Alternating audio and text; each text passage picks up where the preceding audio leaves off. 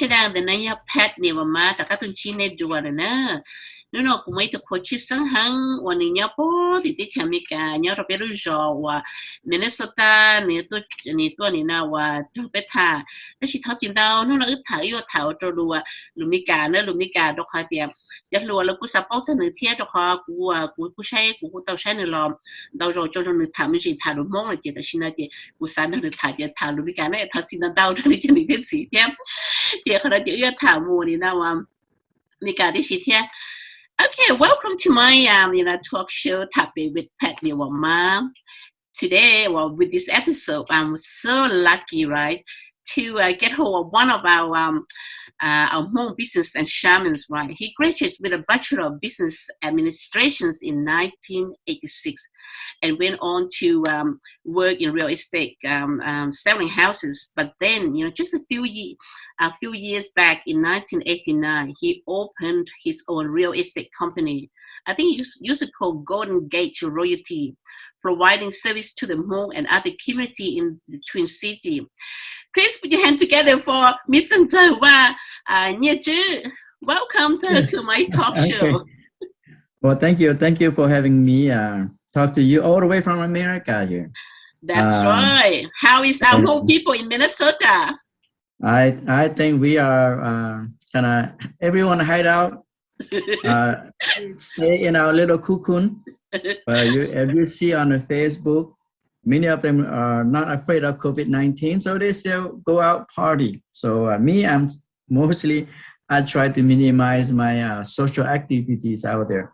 Oh, anyway, thank you for inviting me to your show, and hopefully I can give you a little bit of my experience, my life story to help your audience. So, I'm here as your guest. So you're welcome to throw me all your questions, whatever pop up in your mind. You say go ahead, ask, and I will do my best. That's great to know. Right? So can I can ask you anything, right? Okay, great. That's a word of insurance because I have a lot of questions, in fact, to ask you because I think you are a man of full wisdom and experiences. So I'm going to probably start it like I always start with my guests, probably revisit, your a little bit of your background so that, people know where you come from, and then we'll take it from there. How's that? I will take you back to Laos first. Quickly, okay, right. Back to Laos. I was told I was born in a small town called Tham Pem Nrog. This is back in 1964. Around that time, 63, 64. And in 1966, our family moved to the town next to Long Giang. It's called Sam Thong. So I grew, we moved down there for about 3 years before Sam Thong actually burned down by the communists 1969. Oh, right. So at that time, I was about 5 years old, and we left. We migrated from Sam Thong to another town called Pake. So that was 1970. So I went to school there from 70 to 75. So at the time I was about 11. So that's the time we left Laos, 1975. Right. And so how do you how did you come to Thailand? Did you, like I was saying to one of my other friends, were you among those that tried to get on with the flight? No, we wouldn't be able to get on a flight because from our town to Long Giang, it has to be 5 or 6 hours walk, or take the taxi, probably an hour and a half to Long Giang.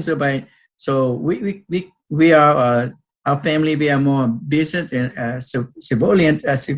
So we're not really entitled to flying those. So most likely, our story is that it's a long story when we escaped Laos. Okay, right. But so anyway, eventually you got into Nampong or no, when we get to Nong Khai, the last bus already left to Nampong about 3 days. Okay. Oh, right. Okay. So from 1975 to May to June, we tried 3 times to leave from Phuket to Vientiane. And that's a long story that we faced many obstacles, including when the killing in the bridge, they call Hin Hurt. Yeah. Okay. Many of you remember or knowing or heard about a story when at that time, me, my mom, my dad, we just about when they shoot at the bridge, we can hear the gunshots. Wow. Okay. So that means we tried to escape 3 times, but take us a little bit of a month before we get to Thailand, and we stay at refugee camp. At the time, it was called Tho Chodor, which means in Thai, it's Tamrot Chaidan. So it was not even refugee camp. It was just a military camp. So we stayed there, and for about 3-4 days, then my father passed away in Nong Khai. Of course, he was sick in Laos before we arrived in Thailand. But we live in Thailand. You know, our story in Nong Khai, it's quite a lot of things, but I can share you one story because we can talk for hours. But I'm going to give you what what I remember is that one day, because at that time, about 2 months after my dad passed away, and my grandma also passed away. Okay, my grandma, my mom's mom. Okay, that those of you know is the second wife, or Tong Tu Lo Ketong. He is the second wife. So my grandma passed away. So my mom used all the money that we brought from Laos. And one day I remember we sat around the small fireplace and still at the military camp. And that morning, I asked him, "Where's the food?" And then I only see my mom, my brother, my older brother, at the time older brother and sister-in-laws in Hmong. Where is it? Okay. There's nothing to eat. There's no money to buy food. Okay. My mom ran her cash to 0. So that morning they have nothing to eat. So I have a watch that was given to me by my older brother-in-law, the one just passed away last year. He gave to me when I visited him in Long Cheng in 1974. I visited him, so he gave me one. But he has so many watches in his business, so I just picked one up. So he said, "You can take that one." So that is the one that I was able to take that watch and show to the military camp officer, that the security guard. I didn't remember even how much I sold for, about 300 or 400. And then, matter of fact, the day before, that guy asked me for me to sell him my watch. I said, "No, I don't want to sell to you."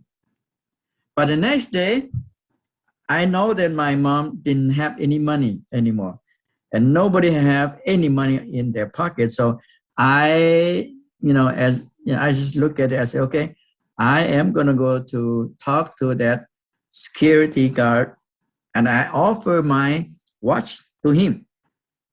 Now he cut the price in half. So I didn't even remember how much I got for the money. So I took the money. I went to our little spot. I handed my money to my mother. So you see that life in a refugee camp. That is the worst day of my life when I noticed that my mom has no money left. And by the way, those of you know my family. Back in Laos, we are not just nobody. We are middle class. Okay. We are middle class. My mom owned a noodle shop. My dad a meat butcher. We're not a poor family in Laos. Okay. What age were you at that stage? I was 11. I was 11 at the time. Mm. Okay. That is a very brave thing that you did, and I think that's what it set you up. You know, Yeah. that story. It's a you know, it's probably a story that whenever that you come across any obstacle, right? You think of that story, and then that's the worst thing, and nothing can be worse than that.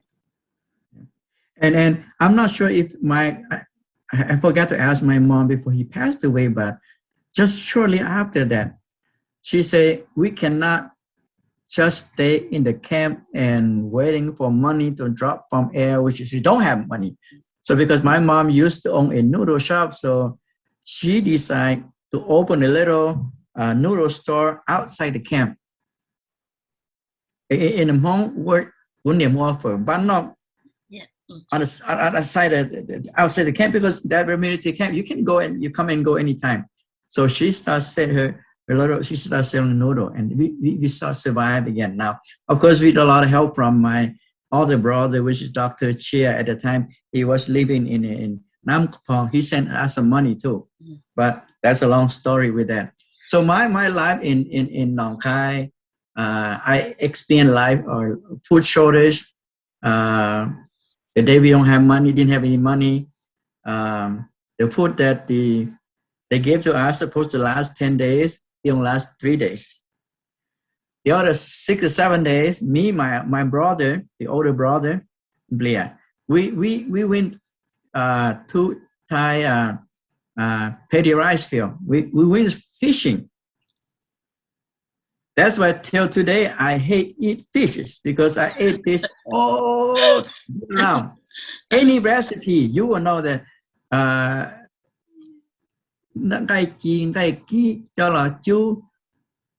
you steam, deep fry, you smash, I ate all those.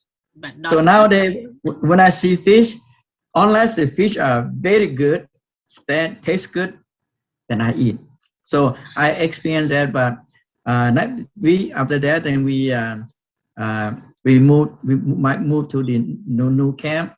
The new camp, our life is much better than 1977. We kind of near but we just get out of Nong Khai camp. We just moved to Vietnam. So we stayed in Vietnam for about a year. So that's when we came to America. August of 1978. Okay, right. So you came. So apparently your parents passed away already like before you came to America. Yeah, my dad passed away. Only me and my mom and my younger sister. So when we went to Vietnam at that time, my brother Dr. Chia is already in America. Okay, so 78. So we came here. We got here about early of August 1978. Right. So how was life in the U.S. when you arrived there? Well, being young at the time, I was 14. I did not know much about America. Okay, and let me just tell you a funny story, because we can talk all night long, but I'm going to give you the good story. Okay.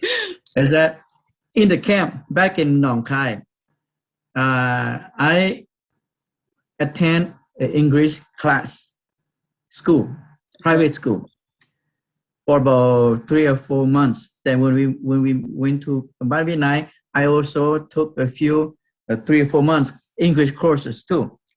So, but for the whole year that we're gonna come to America, I told my mom, said, "No, I'm not gonna go to school. I don't want to study. I'll go to America. Then I will study in America." So here's this funny story. We flew from Bangkok all night. Then by the time we land, I'll have our flight connection in Chicago. And then I look at the map. It's a small, they give us a small book, just like a piece of paper. And I look at the map. I say, oh, maybe my brother can come get us. Probably 30 minutes, but technically it's about 3.5 hours drive. But when we arrived that morning about about 10 or 10:30. So as we were the flight attendant, when we get to the airport, and the flight attendant asked me, "Do you speak English?" You know what my answer was? Yes. No. Why? What make you say that? Is it because of the accent or what? No, because well, first of all, I by the way, you hear me talk here, but I was very shy back when I was young. Yeah. Okay, I was very shy. You can talk to my cousin in Australia. They tell you that I was so shy. So I told them, no English. So we wait from 10:30 till about 3 o'clock. And my mom came to me and said, "Son, what happened to the money, the tuition that I paid for you to take the English classes in Thailand? You better go ask the lady, when are we going to leave?" Now, when your mom really pissed off, put you on the spot, okay, I have to think back the English I have learned in the refugee camp. How do I going to say that? What should I say? Because it has been almost a year that I didn't even touch my English crash course. So I put on my everything. So I went and asked her and say, "When are we going to leave?" Something like that. And she said, "Aha, you speak English." And she said 30 minutes. So I went back to my mom and said, "Mom, she said 30 minutes. Okay." So that's a tough stop part when my mom put me on the spot saying, "What happened to the money I paid for you?" Thank you for her. All right. So what you did your schooling? You went straight to high school? Yeah, I went straight to high school, 78, and I finished high school in 1982. And then quickly summarize on my education. I went to computer school for 1 year. I didn't like it, so 1983. So that's when I moved to Minnesota. That's when me and my mom and my younger sister. At the time, I was only 19. My youngest sister, she's about 16. So we one day I told my mom, say, "Let's move to Minnesota." My mom said, "Yeah, let's go." Next day, I just go rent in America, we call U-Haul truck. So I go rent a truck, then we pack our stuff, and then we moved to Minnesota in 1983. And what, you never looked back? I never looked back. So I moved in 83, and school-wise, I came here, I changed my major, I finished my degree in business administration. And you were talking about real estate. So 1986, 87, I never worked in America here. In Laos, I'm the younger son. Think about the younger son. I don't get to work. A rich boy's son who would never expect to be work. Not rich, but we're not that poor. I can eat, I get meat, I get food when I want to in Laos. So in America, I never worked. So I did have some other part-time, but it's not really work. So and then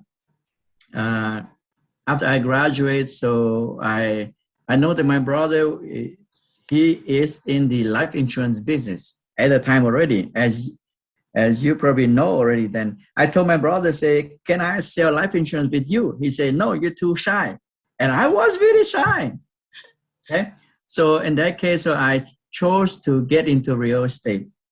And Pat, I have no clue what real estate was either. I just want to sell houses. I took the real estate exam, the license to sell homes in America here. I didn't even know how many times. At least 6 times. To pass that. Geez, you must be really, what a commitment. Yeah. You really want to... Remember, I came to America 8 years only. So real estate terminologies is not easy to understand.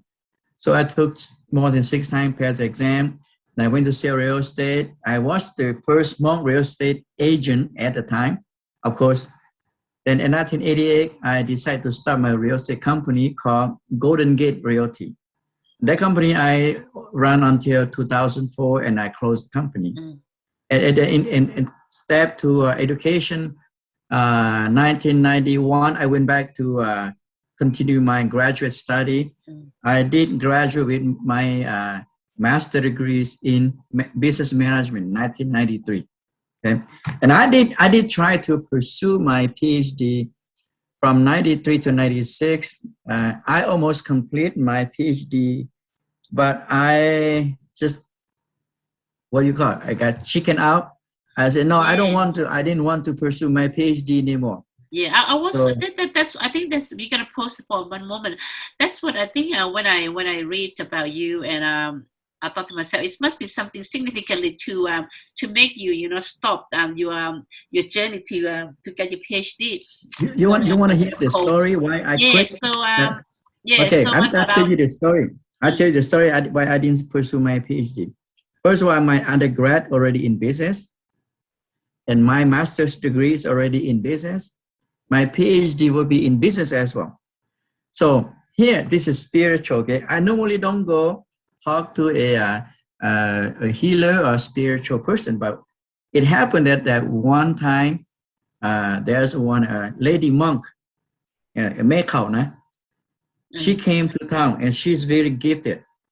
So I went to see her, me and my wife, we seen her. I asked her, should I continue my PhD or not?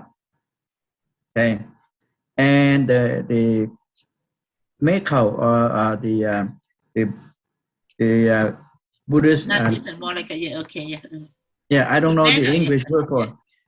But she said, son, this is she speak in Lao. มีความรู้ล้นหัว เอาตัวบ่รอด Okay. She said, no matter how much education you have, you won't survive. You won't make it.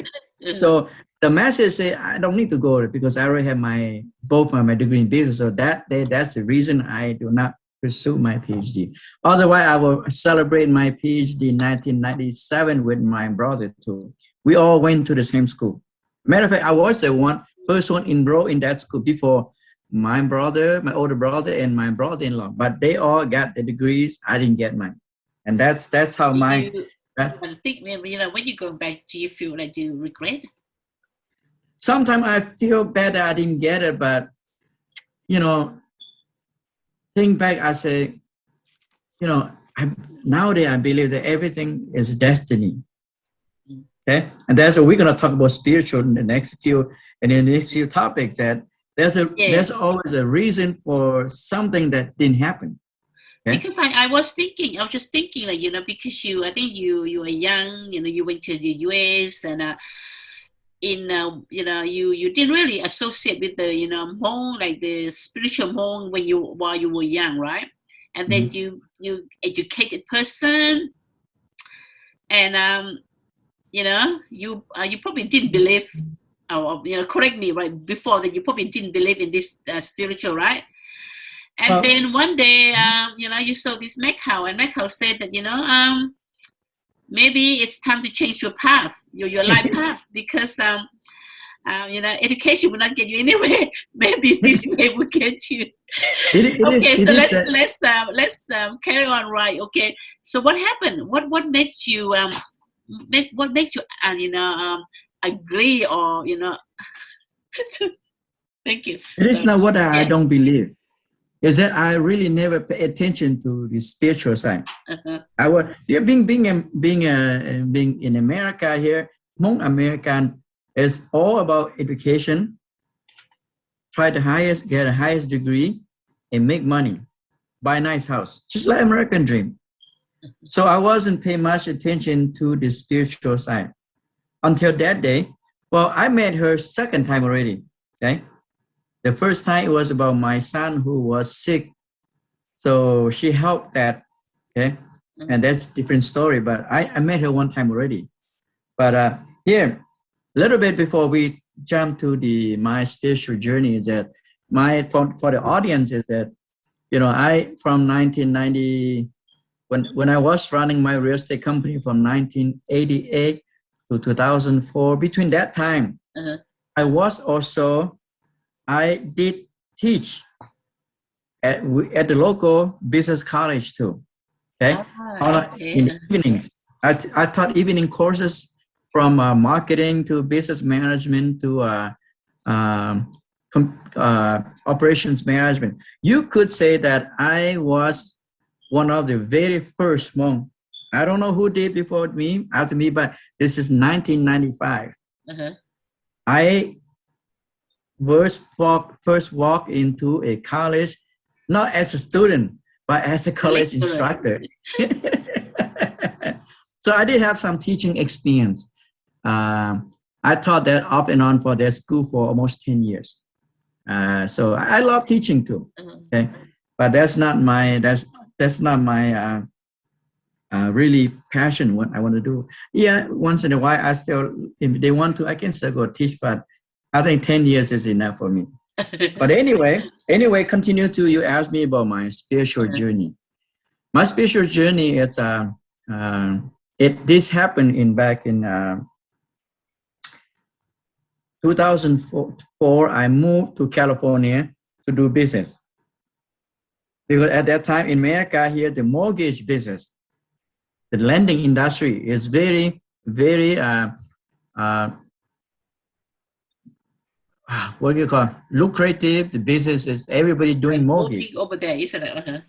Yeah. So I decided to move to California. I sold my home, took a large chunk of my money, okay, to California, and then for 2 years, everybody make all the money, but not me. So in 2006, make a story short, I went through a lot of stress, losing money, not making the money. And at the time, I also bought my home in California. So one day I asked my brother-in-law in California, and he said, well, you need help? I recommend you go see a Hmong lady. She is a shaman. And I went to see her. And to make the story short, she came to my house. Just ask a question before that. Yeah. What makes you, went to see her? When you're losing money and everything is not going your way, it's not going my way. I did all the right thing. But how come I'm still losing money when the rest of my friends are making money? And at the time, the market is the lending market is also was crashed at the time. So everything was crashing down on me. So can we say that you were desperate to find a way?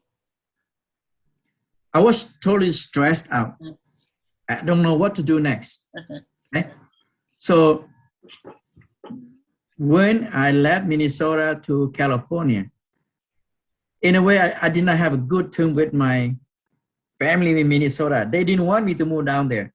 But for me, I'm the guy who say, when I want to do something, I'm going to do it. And they all try to stop me moving to California. But I move anyway. So when I get stuck, I don't want to call them. I didn't want to call them, say, I'm stuck down in California. So I had my brother-in-law. I'm very, very happy that he helped me. But now, of course, he passed away a few years ago, but he is a businessman as well. He helped me a lot. So, but the story is that he asked me, he told me to go see that shaman lady. By the way, he's a Christian, okay? But but he's open guy. He's very open. He said, you go see the lady. So the lady came to my house and she did a spiritual and I along through the way this healing process, she said,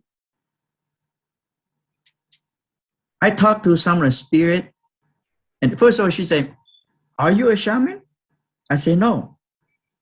Do you know healing mantras? Okay. No, I don't. Do you know anything about Hmong culture? I said, I didn't even know how to hoopli. And I said, why you ask me those questions? She said, Well, because some spirit over here told me that they are with you. They are the good ones. Oh, okay. I say if they are the good one, let them stay with me. Just filter the bad one out. So she filtered the bad one out. That's the first time I take notice that I have connect or healing gift. But I still didn't believe that I would become a shaman. Okay? I still didn't believe that I would become a shaman. And while I was in California, that was about 2000, before 2006, before I met that lady, I was in Fresno. I believe that's 2005. And those of you know Tai Talk, the sounder singer, I conduct a sales training for his agents in Fresno. I told them, they say, you know, Tai, if ever someday I became a shaman, I will dress in white tuxedo. Not knowing. Okay, this is 2005.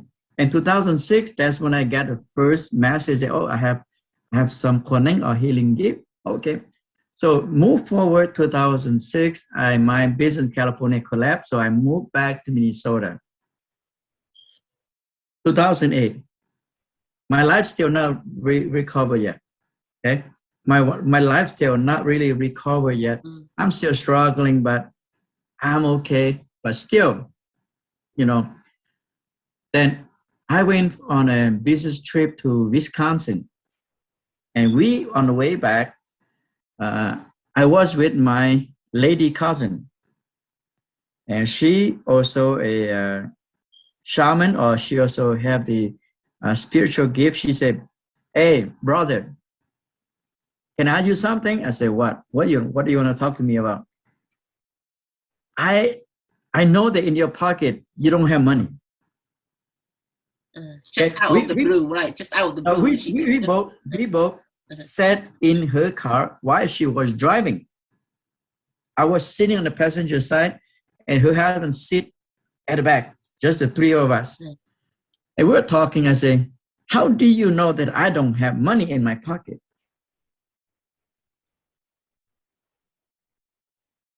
And I only have $100 in my pocket at a time.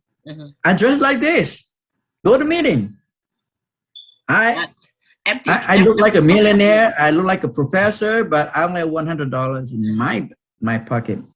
And I asked her, how did you know? Well, she said, well, because I can feel your energy. See, I didn't know about the newer shaman, the new wave of shaman, because I was so much into business. And our conversation, okay.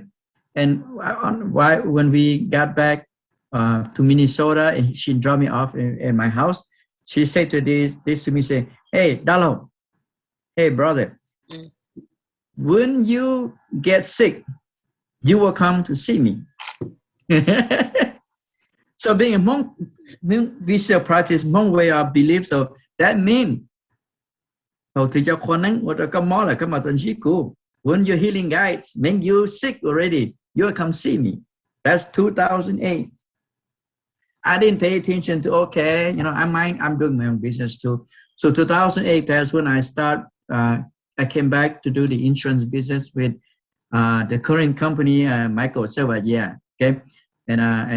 So I do business from 2008 to 2011.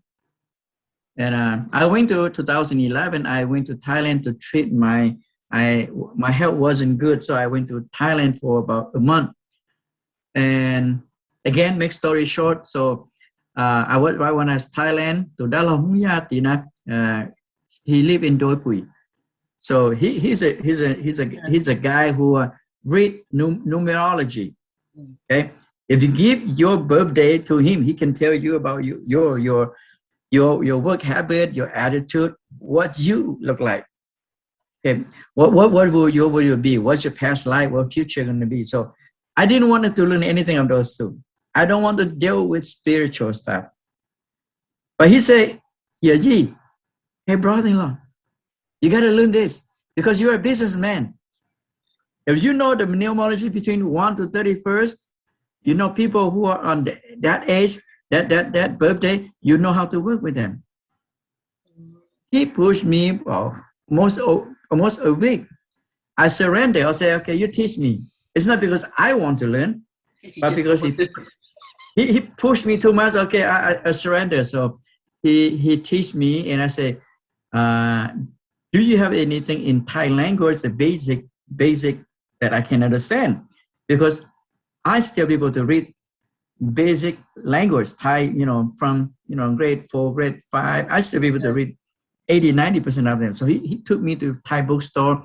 We bought 2 or 3 numerology, the book about numerology. So I learned that.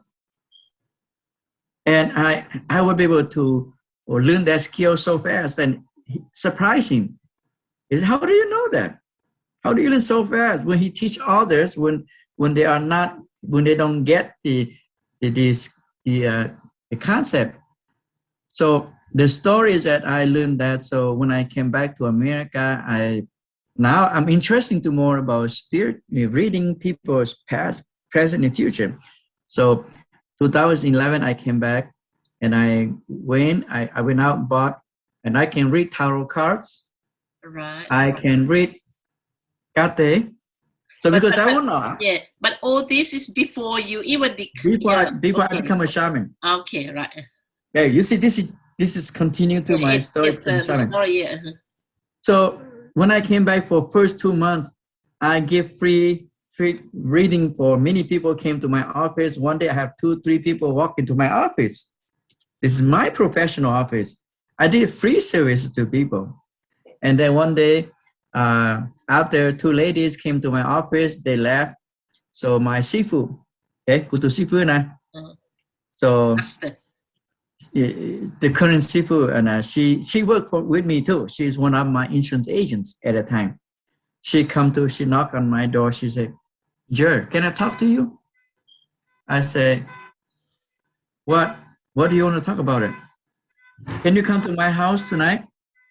I said, "Why would I come to your house? You never invite me to your house. Why all of a sudden, today you want me to come to your house?"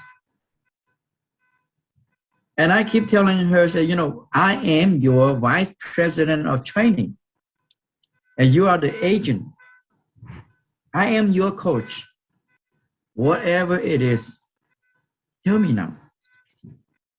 So she said, "Okay, I'm going to tell you." She said, "They tell me to tell you that you cannot read people's fortune." Now, I didn't even know that my agent is a shaman. Okay, I didn't even know that she is a shaman already. But she came to me. She said, "They told me to tell you that you're not supposed to read people's future because you might give them the wrong directions." So who are they? Who are they? The spiritual side told her. So she actually sees that already. That she hear. That you step. I think you step forward. Isn't it? You're not supposed to go to the. I'm not supposed to read people's future yet when I was not even trained yet. Yeah. It in a Hmong way,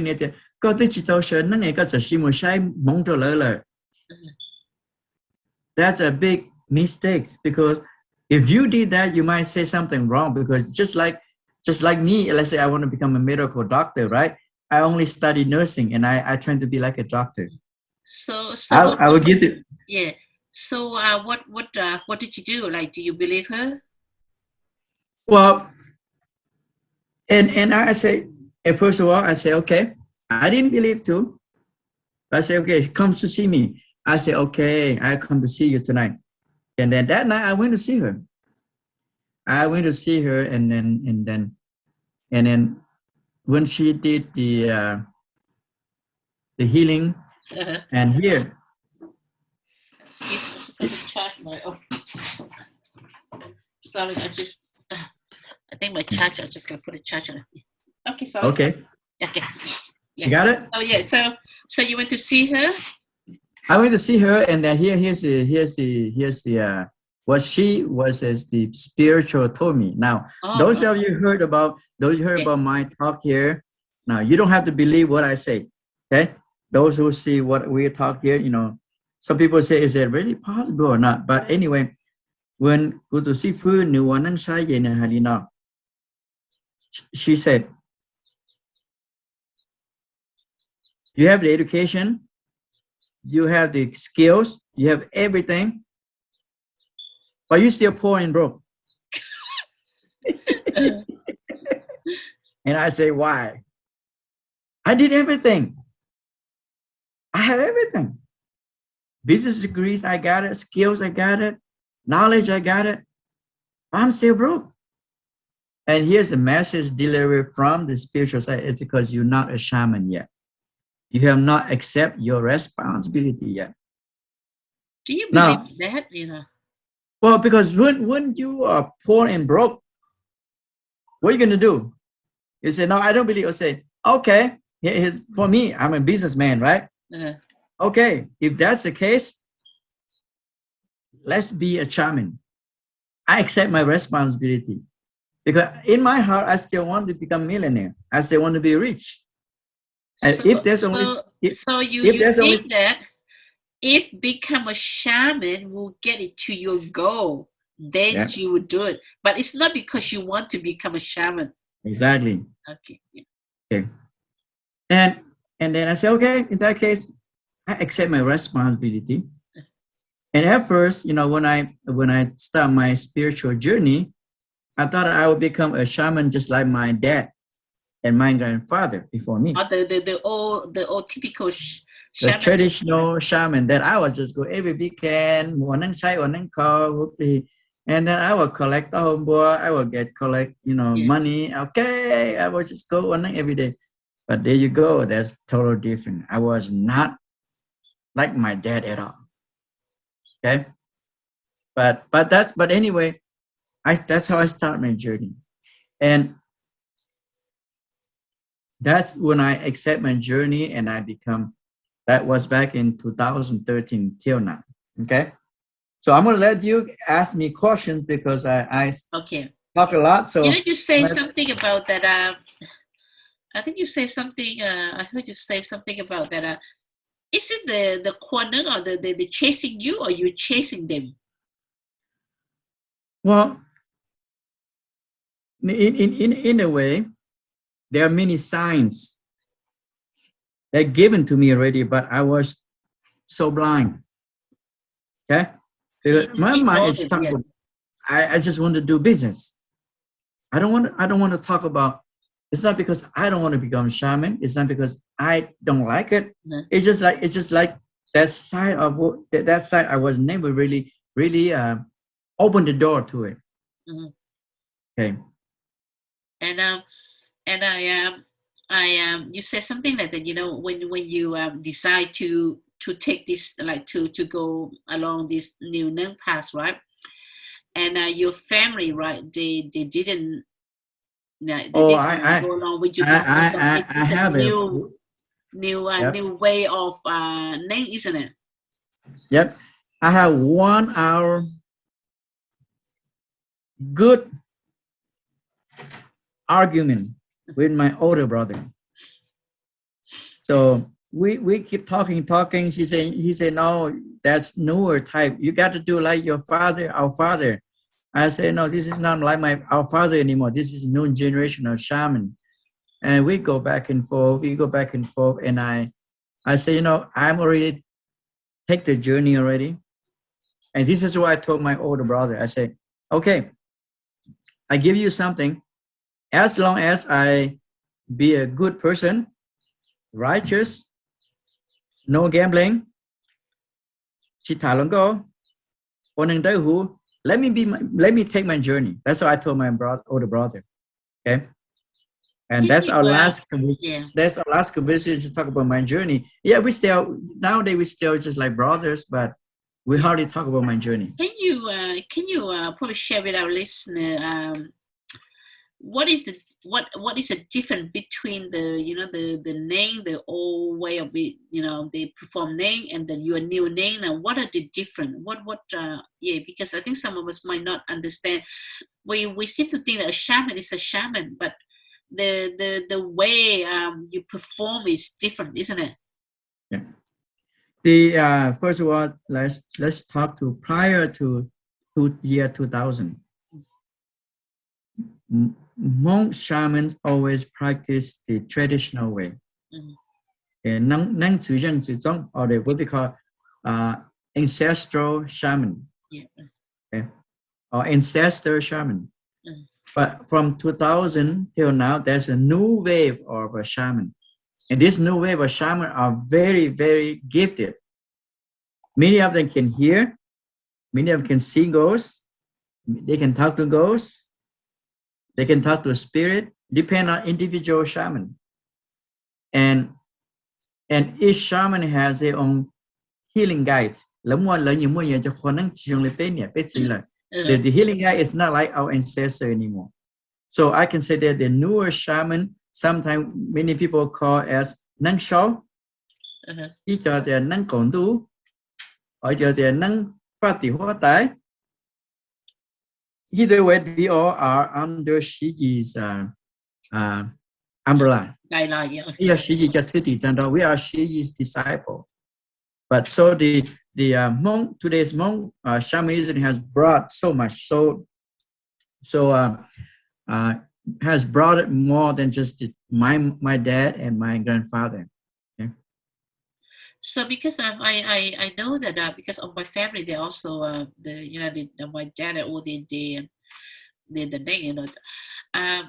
before you become a shaman, you have to have some sort of illness. You have to become very sick and until without any cause, right? Until the shaman, master shaman came and they performed. Did you have any experience that at all? Oh, I almost died in 1987 already. Okay, you're right. What happened? I have liver hepatitis B. In Hmong or Asian, is hepatitis B is very, very it's a killer cancer. So I was sick in 1987 already, but I survived. Okay, I survived that. So everything happened. Like I said, everything happened for a reason. When I was young, I was drowned too. Back in Samtong, I was drowned too. And all the signs that was given to me is from 1987 till 2015. Okay, 2014, 2015. All my car I have accident. All my car, brand new, I used have accident already. So that's unusual. So there's also already sign telling you that, you are going. That I should go see. That sign telling me that I should go see a shaman, but I didn't. All those are signs are giving to me, but because I was so focused in business, because I'm educated in America here. Yeah, and you didn't believe that back then that I believe, but it did not cross my mind that I should go see a shaman, because my mom lived with me, so everything about Hupli, everything she did everything before she passed away. That's I learned how to do after she passed away.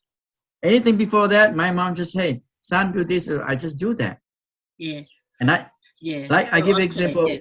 I thought I give example. Yeah. Thanks for clarifying. That's fine. Yeah. Anyway, like you said, we can talk this for hours, and there's so many story, but we can move on to I think back in 2018, when you have the opportunity, I said that you set out like a mission to go to Thailand to visit like 1,000 temple. What is the goal of that? Can you share with us? Well, in every shaman, based on what I know, we have our own training. Okay, not like your brother. Your brother healing guys. Yeah, so your brother doesn't have, Dr. Paul doesn't have that requirement. But me, my gift is just like Buddhist. Okay, that's why you see I shave here. But anyway, when I went to Thailand in 2018, it was part of my spiritual training. Okay, my training is I must visit 1,000 temples, but because due to the time, I couldn't do 1,000 temples. I did 500 temples. So that's a lot. 500 temples in about 2 weeks. We literally fly by. We stop by, we pray, we go next one. We stop by, we pray, go next one. I didn't have a chance to talk to the Chao Avat or the head of the Buddhist temple. I didn't have a chance to. So I'm just like somebody who sneak in the temple and go to the next one. And that's part of my training. And then after I complete that 500 temples that I visited, then that's when I was ordained as a Buddhist novice monk for 12 days. And I experienced life as a monk. I never dreamed that one day I would, I would never be like that, where a monk robe. Share with us your experience of, like a daily, like I know that monk, you have to get up very early to go and, collect food from the people that they're offering food. Do you do that sort of things with your master? Well, because I went there just to do 12 days of spiritual training for me. So I did not take part a lot of their routine. Okay, but I did get to observe. I did get to sit when they do evening prayers. They didn't do morning prayers. The Buddhist, the Chao Avat said, or the head of the monk said, now you can do yourself in the morning. So most of them they do in their own little in Thai language they call kuti, in the little hut. The little hut. Yeah. So I get to watch them do evening prayers and I participate with them, but I can't say the words they say because only 12 days.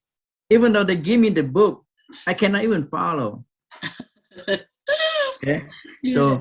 So I experienced the life of a Buddhist monk for 12 days.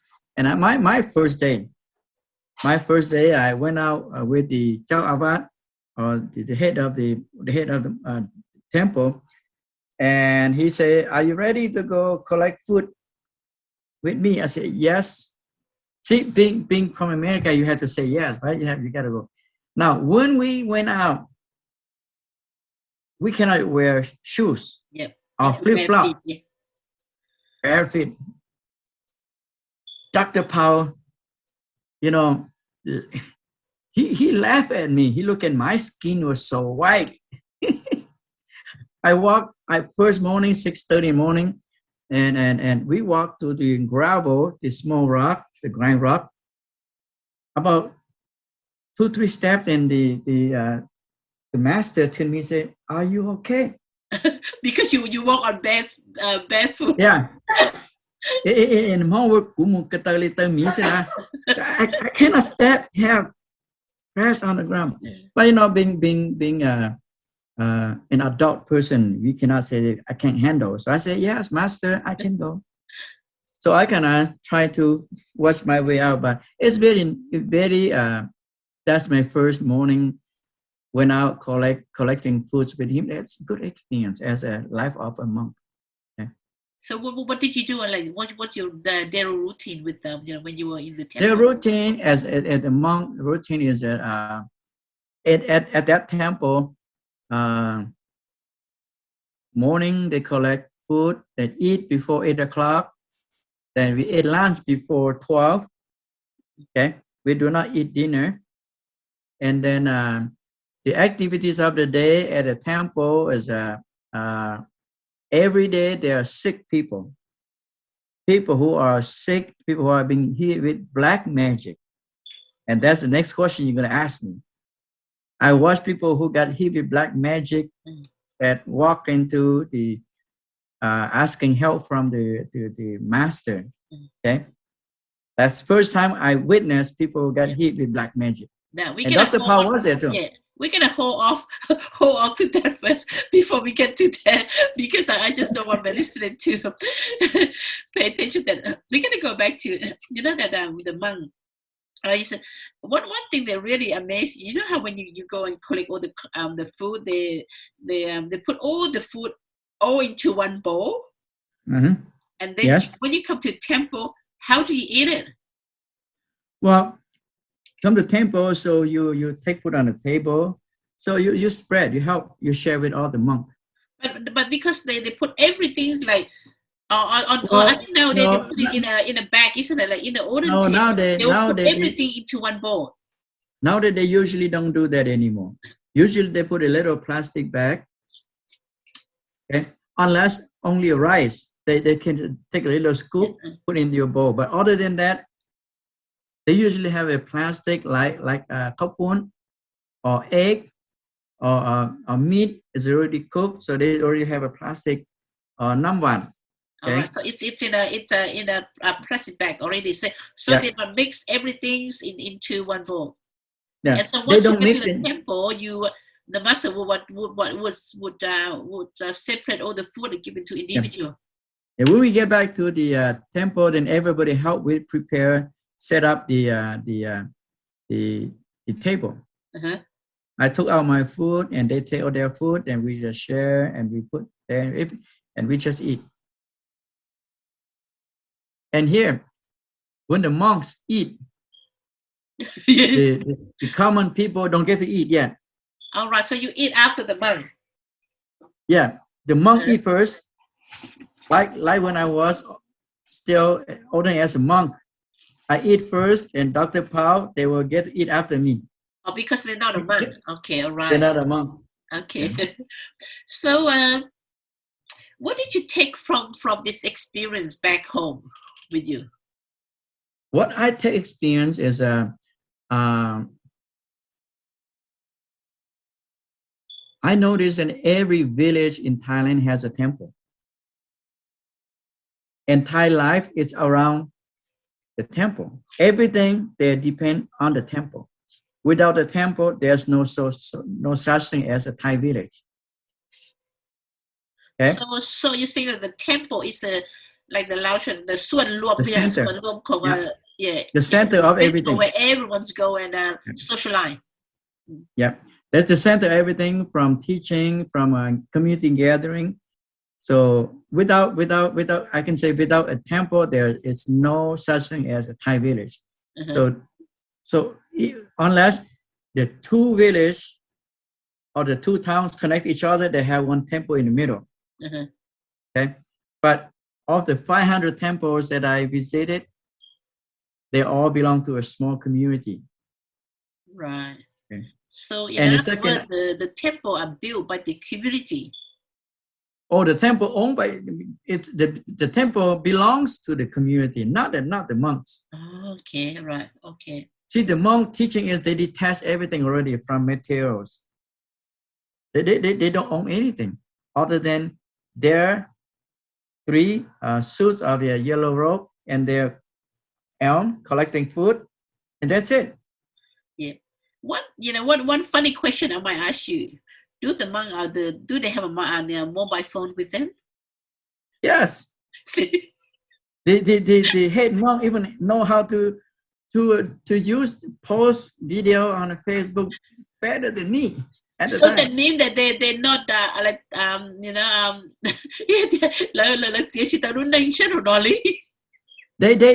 well, because they have to come to be digital. I call digital Buddhist monk. They gotta know what's going on in the community. Okay, and by the way, the head monk, he also have his phone. The other monk, they have their own phone too. Okay. But There's no rule in Buddha's teachings that you cannot have cell phone. Okay. Now maybe it just In Buddha's time, there's no such thing as cell phone. Now we're going to move to. Sorry, I have a terrible. Now we're going to move to black magic. I think you already say something about what is black magic anyway. For people who are like my listener who doesn't know what is black magic. Well, I only know the basic, but I'm gonna use a few things to explain. Let's say if I want to curse somebody, okay, somebody did something bad to me, I curse some person for them to get sick or for them to die sooner. The word is very powerful. The curse, okay. So even that, just between, let's say you hate somebody, you curse somebody, that also have negative effects on that person because you have an ill intention for that person. But black magic go a little bit further than that. In history, it started in India during the King Ashoka generation, but before that, I don't know. Okay, this is based on Thai. Okay? From Chinese perspective, it's different. But today I'm going to tell you based on Buddhist perspective. It was black magic from India to Cambodia, then coming to southern Thailand, because the black magic is used to control people, used to manipulate people before they go to war. Okay, and in ancient time in Laos, Thailand, and Cambodia, all the warriors that before they go to war, they have to know how to use magic or a mantra, or you can call white magic or black magic. They know how to remove, they know how to take offensive. Because if you go to war not knowing any of those, you end up dead. That's powerful. That's very powerful. That's powerful. Okay. So the question is, do I believe? I didn't know much about black magic until I was at the temple. Then every day, at least 1, 2, or 3 people came to the temple for help because they got hit with black magic. Now, some of you are going to say, Ger, we don't believe in black magic. It's okay. If you heard my story, you don't believe, that's okay. But here, this is in Thailand. The reason people use black magic in Thailand is only 3 reasons. 1, business competition. If they they make more money than you, the business go faster, better. People will pay all their people to do black magic to their business, so their business went down. No, let me correct it. The monk normally don't do that, okay? It's somebody else who practice that evil practice. So 1 is to take away business. The other one is to kill somebody, or will you go so that person get moved to the rank in a military position because they fight to get that territory. 3rd, extramarital affair. Let's say John Doe, he go out there, make extramarital affair. His wife found out. The wife the wife found out, and the girlfriend know. The girlfriend will ask somebody to do black magic for the wife, so she can take over her position. But the husband have no clue. Okay? Are they still existing like nowadays? We are in the 21st century. Yes. You better not say it doesn't exist. This is the black magic start back in ancient time. It's not only in Southeast Asia. It all over the world. Just some part of the world, there's somebody still practice black magic. Right. So how do people know that you got curse? The black magic is There are many kinds, but black magic, I'm going to give you what I know, okay? Black magic is they learn how to control the spirit, okay? The spirit of the dead people that they died before their time up. Let's say somebody who hang him or herself in Thailand, or a car accident, or kill each other. Those are the time is not up yet. They're not ready to go back to the other side yet. So those, the soul or the spirit still roaming around, wandering around. So when a bad guy that who practice the black magic know that that person have car accident, so they're gonna go try to take a piece of hair, blood, or something inside the organ. They took that part. So they when somebody took that already, so they can control the spirit of the dead. They command that. So they have the magic to command the spirit to hurt the other person.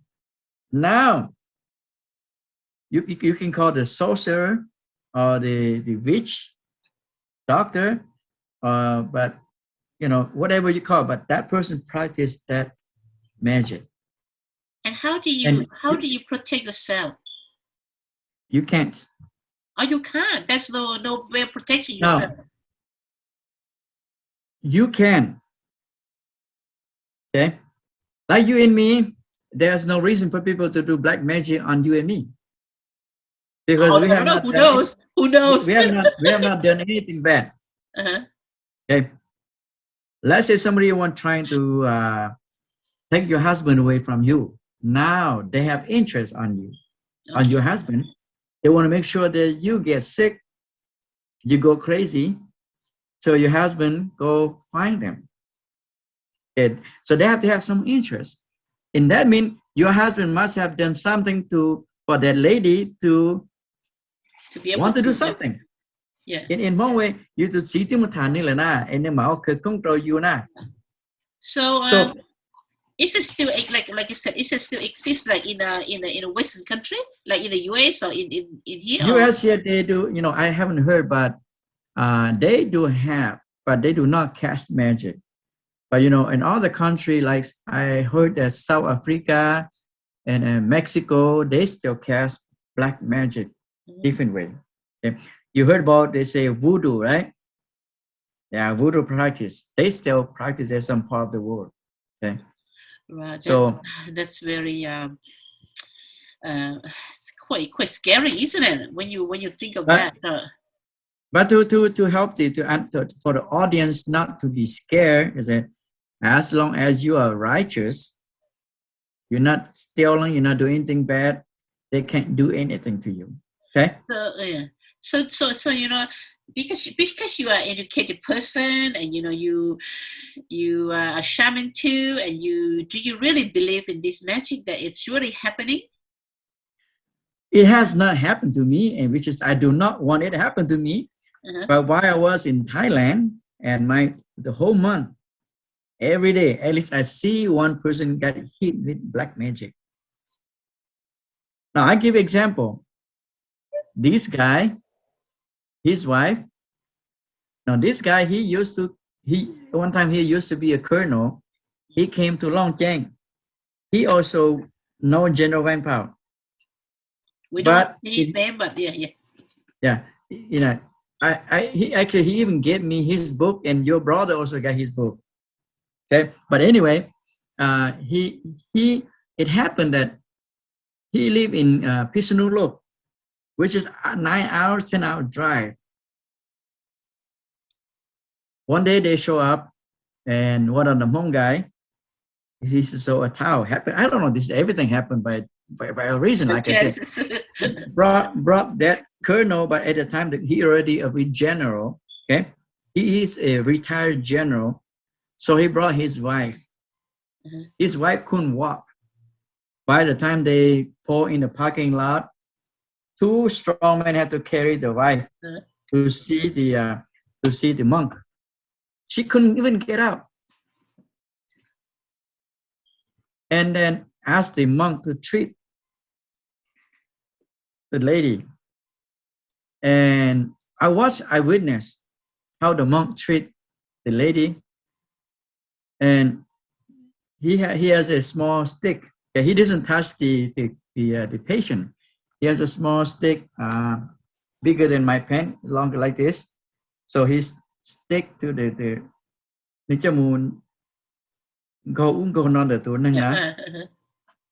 the lady cry just like a baby because the spirit it's in that lady's body already. Oh, the spirit of the black magic is yes. It's his spirit. He's inside her already. Okay. Now you're gonna ask me, how did that happen?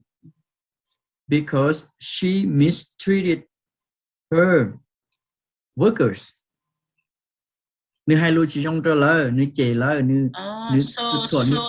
in Thailand. In Thailand, if you're in high rank, you are the wife of a general, a colonel. Many of those look down on the poor people. So they asked me to cast magic on her. And she was crippled, couldn't even walk. But that night she came after the first treatment. She's able to walk to her van by herself.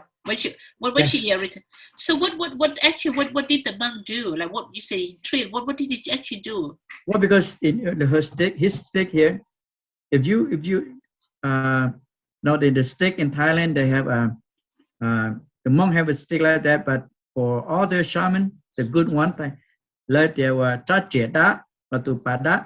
so they have magic in here. They put all the stick here is it's a holy stick that chanted. All the magic were hidden in the stick already. I'm going to speak in Hmong so some of you understand. The whole sha le tu ke chai le tu cho le cho ke control được tu pa ta le na. Ke thổ nu tơ te not mo tu pa na mo tao te ro tu nang mo na. Ke cho ke công tin ca to ro tu nang mo na. But as you and me, we just say, how the hell did that happen? But it's everything in it's already in the stick, right? Okay. And that's quite terrified too. It's quite terrifying. Oh, no, he tests me too. First night he used the stick, test me whether I got black magic or not. And you didn't get it? He poked me like this. He poked my He hurt me, but I'm normal. Okay. All right. So if you have been cursed with the black magic, when he poked that stick to you, you cry. feel the pain inside, right? You feel the pain. Not you, but the spirit inside. Anyway, for listeners who want to know more about black magic, they can go and do more research. We're gonna probably move on because I think this is I thought we spend more time with this because this is something that I think the young they don't believe that it's happening, but. Like you said, now before we go to the next one, I know we take a little bit more time, but I want them to learn because we don't have a lot of time to talk the same subject, even though it would be a little bit long. Yeah. I want the audience to understand what black magic is. That there are a lot of, I never met one, but I heard that a lot of Hmong people went to Laos or Thailand, learn some of the basic black magic. Okay. And brought it back with them to the US. Brought back to America here. I don't know about Australia, but I encourage people, please do not go learn black magic. Okay? If you are going to go there, you have to become a master. You just don't go learn to chant one or two mantra, come back, you try to chant for people to like you. Don't do that. Or many times don't do to your spouse. Okay? Because when they hit back to you, you cannot defend yourself. So cho cơ công đó là khá là cho con à, có thì thấy cho con à, lấy cho kia cho hai cho là thế nào, cho thì thấy có cần chỉ cho. So I hope that I know some of you who don't believe, it's okay. That means good. But those who believe and want to practice, please no. Okay? Right. Okay. Just yeah. So if those, I think it's a very useful advice for our listeners because of it's in another they have to go and really find out about this, because don't take it from us, because this is just just probably mainly just an introduction to it. That's all. Anyway, we can move to something that more okay, interesting. I know. It's good more because the younger generation, they're going to go to Laos. They're going to go date beautiful girls in Laos. Don't get their boyfriend mad, okay? Because that's how it happened. You go from Australia, go to Laos, you show your American dollars, and you attract beautiful girl, but she has a boyfriend already, and the boyfriend got mad. You know what could happen. So please watch out for yourself. If anybody go to Laos, just be careful with black magic. And I know people who got hit already. I can't tell you on air here. Yeah. They have to go back to Laos to remove the black magic, costing thousands of dollars. Okay. So anyway, what's up? We're going to leave it at that. And like you said, thanks for your advices. And I think this is very useful to warn, our listener that this could happen to anyone, and just be careful, with whatever you do. Okay, we're going to move back to reality to now. Things now that we I know that. Oh no, that's okay, Tom. Don't worry. Okay, since you have, I was just thinking, since you have the, I think you're probably qualified to talk about this, because you're an entrepreneur yourself. You have built your own business. You have run you have done coaching. You teach in universities, right? So I think I just can't let you go without asking you for some advice about business, right? So probably, I think the general question, we will start with general questions first. What does it take to make a business successful? Okay. My answer to you that I have not really run a very successful business yet. Okay. I want to be honest with the audience here. But I have worked with friends who used to work with me are very successful. So I'm going to use borrow their success. So, I don't want to tell you that, oh, I'm a successful in America. You come here, going to look for my $1 million house. I don't have $1 million house to show you. But because being a college professor doesn't mean you have to be rich to teach. But because I have other skills. But I'm gonna share with you is that what does it take to be a successful? Of course, you all know that it requires commitment, hard work. Put your time in there. Focus on only one business. Your success is not overnight thing. It takes about 5 to 10 years to build a business. Most of my friends take them over 10 years to make millions. Okay, so it's just like any business, either in Australia, in America, or in Europe. The time frame is still almost the same. What does it take? It's focus. Okay, focus on what you want to do, and you have to have passion. The passion has to be there, and next is the spouse. Those who have a wife or husband have to be there, support 100%. Otherwise, usually we'll end up divorce or business will not going smooth. I have seen that. Okay, but that is I know that our audience can pick up this from many places, because these are just general how to succeed in this economy. But I would like to elevate. I want to show further about for our audience, because the audience are younger generation. They're gonna ask, where do we go from here? Okay, I am just Hmong in Australia. We only have a few thousands. In Hmong America, we have 300,000-400,000 only. But how can we become somebody? I want to give to the advice to the audience here is this. This is digital era. This is a digital economy. You may live in Australia, but your product will be bought in America. So do not focus your product selling to Hmong people. So find an opportunity that you can sell to the global market. There are 8 billion people in the world.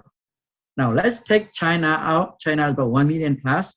So we have about 7 billion people. The market is big enough for any one of us So I really encourage the younger generation to expand their vision to grow their business beyond Hmong market, especially people who in America here might heard this story, but in Australia, the Hmong market is so small, so you have no choice but to get into Australian market. But you know, the global economy here is the digital economy, the digital currency, digital market, and anyone can do that. I can example. You're gonna say, Ger, what is your digital market? You say, do you have a YouTube account? Everybody have a YouTube account. Most people have YouTube account. Let's say a YouTube account channel that have let's say 100,000 subscribers. That's called market. That 100,000 subscribers spend money every day. How can you turn that YouTube channel into making money? That's easy to start. Okay. People who can use TikTok, people can use Facebook. A lot of people sell product through Facebook. So the market is not just only local market anymore. I want the younger generation to get involved with the global economy again, digital economy, digital something most people probably never heard. They call blockchain technology. Okay, go study about blockchain technology, because everything nowadays we're going to build a business in the cyberspace now. There's no, you know, the real estate, the coming to do business in Australia is no longer. I don't have to fly there anymore. All I need to do is just do over the digital market. That's why I want to encourage the younger generation to focus on it. Because I think nowadays, right, we have to think beyond our local now. So we have to think globally, right? That's isn't it? To be success, like you said, you know, you and I, right? We're not together. You know, we are different part of the world. We are living in different time zone, but we can still, you know, make a business that, you know, the business was still working. You know, in our time when we go to sleep, the business still going, you know, operate on the other country, which is, I think that's that's an excellent, you know, business idea, and I'm sure that our listeners will, you know, listen to that, and then they can take some of that.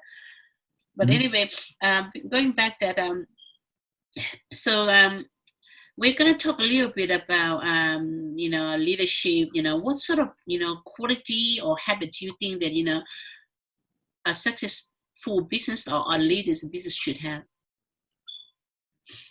Well, the leadership is that I want to really, first of all, in America, I do not take part of the Hmong leadership structure. Okay, it's not that I don't support Hmong community. It's just when I finished college in the 80s, and when I went to college and ran business, I tried to separate myself. I cannot mix politics, business, and religion together. So that's why politics is part of the leadership in Hmong community. So I wasn't take part of Hmong leadership or Hmong leadership structure. Okay, so I want to compare that to a little bit to the mainstream leadership. Yeah. Hmong leadership still. I think what I'm asking is a mainstream. Okay, I'm not specific, but I think we have to be really specific, like a mainstream. Yeah, but I want to compare. Okay. So with the younger generation learn. And leadership, if those of you have read John Maxwell's book, The 5 Levels of Leadership. Okay, 1, 2, 3, 4, 5. Read that. And Hmong leadership still at the first level. What they call the title, the position leadership. That's where you see people go to party. Oh, I'm the Patan Upatan. That's called leadership position. No, I'm not talking bad about them.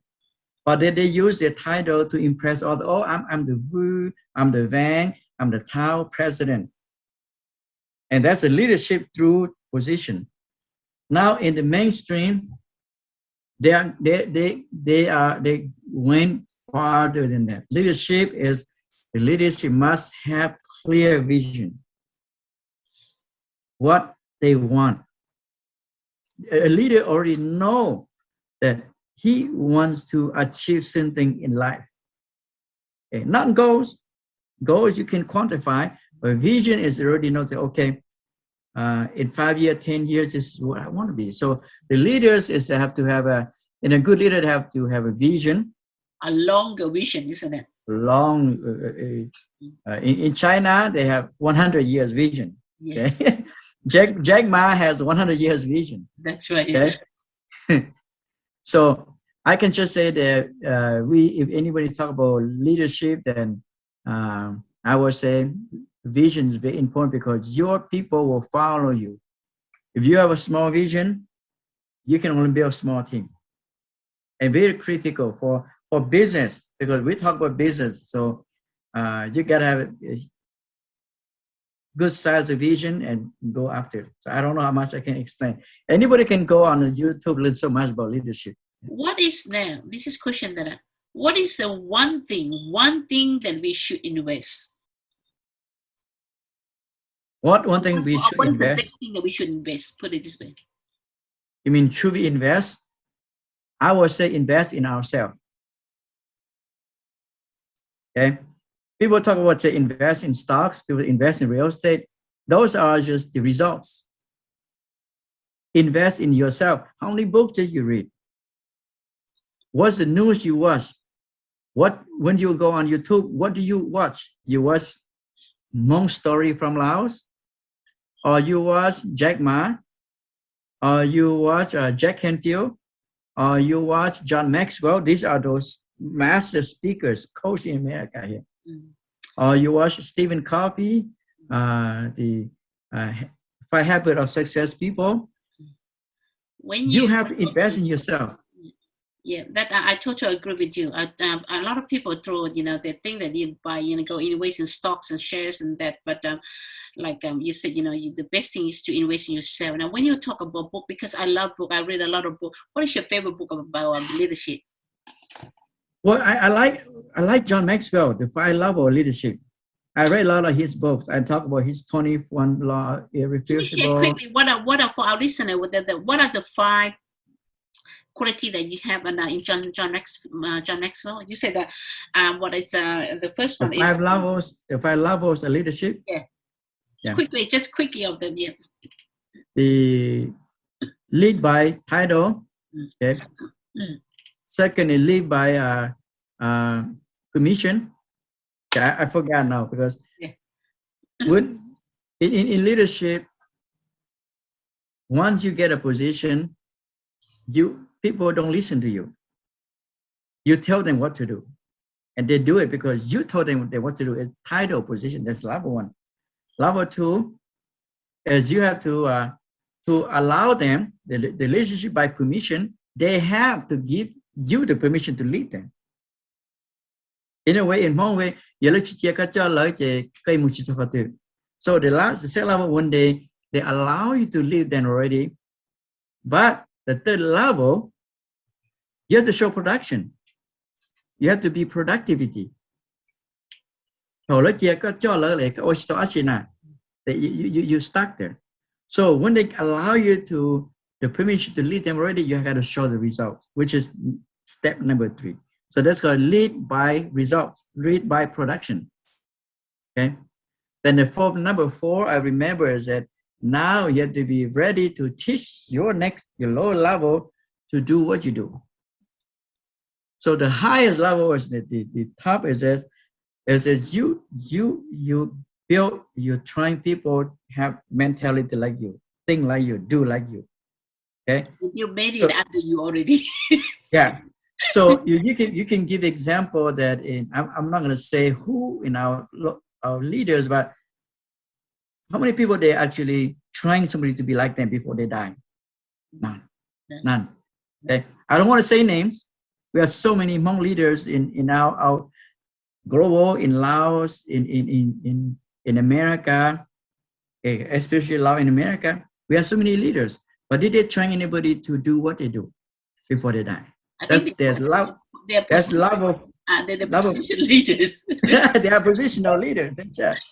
So that's how it is. So I look at that, and that's what the book that I like most. I thought that just for some fun. Right? My question, what does success mean to you? Mean to the Vang? Well, success, I question myself too. Is it money? No. Is it education? Not really. Is buy a nice big house? Not really. Success is when you discover what you want in life and you go get it and you achieve whatever it is you achieve. That's called success. It doesn't have to be money. Okay. And I know you're going to ask me about what is it to you? What does it mean to you as a person? Well, are you still searching for it at the moment? I think I know my journey already. Okay. And I know you email me the questions, hey, what my goal is, my dream, right? That's I'm gonna give you next because it's connect to what you were gonna ask me. See, my short-term goals for the next 2 to 3 years is I want to do similar to what you and I do here, but your talk is more just discussion like this. Me, I want to bring Hmong history in the past. I want to interview our scholars, our doctors, lawyers, engineers, pioneer, millionaire for my Tomorrow Hmong channel. So it's giving a hope for people who want to know about Hmong. And I want to interview our elder about Hmong culture, Hmong spiritual practice, and I'm going to ask them to teach those. So I want to focus for my Tomorrow Hmong channel. So it'll be a place for the future generations to refer back to, I want to, let's say, I give an example. Let's say 100 years from now. People want to know who is Dr. Pao. They can go to my Tomorrow Hmong channel. They say, hey, that's my great-grandpa right there. Okay? That's what I want to do. Or I want to know about Dr. Bruce Lietu. Oh, yeah, his great-great-grandchildren may not even remember that he has an interview with me, but they're gonna go to Tomorrow Hmong. They found him right there. Oh, there you go. That's my great-great-grandpa, and that is what I want to do for the next 2 to 3 years, and not just do America here. I like to go to other countries like French Guyana, and I would like to go to Thailand. I'm not so sure about Laos. Okay, and I want to record those so people have a place to. Now that is, if I achieve that, if I get at least to 1,000 videos, interviews, I'm happy with that. My future is about business. I still continue doing business, but that in 30 years already, I have that already. So I don't want to say that I want to become millionaire, even though I still want to. But more important to me right now is spiritual. Okay, I want to explore more about spiritual side. Okay, that's great. And I want to use these 3 words. So those of you heard me, you will trying to understand more. You don't have to agree with me. Okay, and my experience as my learning as a shaman, as a okay, as a business person, I learned that I put in three cornerstones or 3 levels. Okay, warning.